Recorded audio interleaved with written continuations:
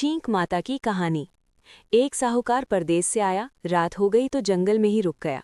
वहां एक सर्प ने पूरी रात उसकी रखवाली की। सुबह होते ही साहूकार ने सर्प देवता को दूध पताशा खिलाया। सर्प प्रसन्न हो गया। सर्प देवता को हुक्म हुआ कि किसी को डस कर आना है। सर्पणी कहने लगी, मैं भी आपके साथ चलूंगी। सर्प बोला, मैं तुम्हें कहाँ कहाँ लेके घूमूंगा, तुम यहीं रहो। सर्पणी बोली, मेरे आगे लक्ष्मण रेखा खींच जाओ।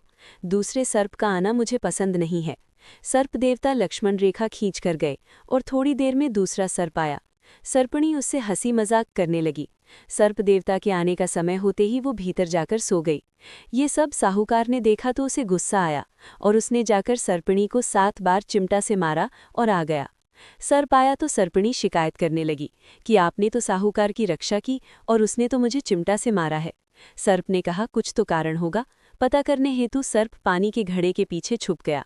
साहूकार परिंदे से लोटा भरकर जाने लगा तो छींक हो गई। तो साहूकारनी बोली, छींक हो गई, बैठ जाओ। ऐसे 3 बार हो गया तो साहूकार झुंझलाकर बोला, रात को तो सर्पिणी की लीला देखी, यहाँ घर पर तुम्हारी बातें। औरतों को कितनी बातें आती हैं। ऐसा कहकर वो साहूकारनी को रात वाली बात सुनाने लग गया कि सर्प देवता ने मेरी सारी रात रखवाली की तो मन प्रसन्न हुआ। सर्पणी का नाटक देखा तो गुस्सा आया और मैंने उसे 7 बार चिमटा से मारा भी।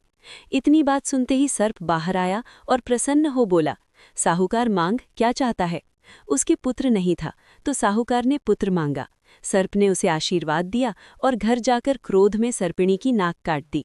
इस प्रकार छींक का नियम रखा तो साहूकार को पुत्र प्राप्त हुआ। छींक आ जाए तो छींक का नियम रखना और तुरंत शुभ काम नहीं करना। खोटी की खरी, अधूरी की पूरी।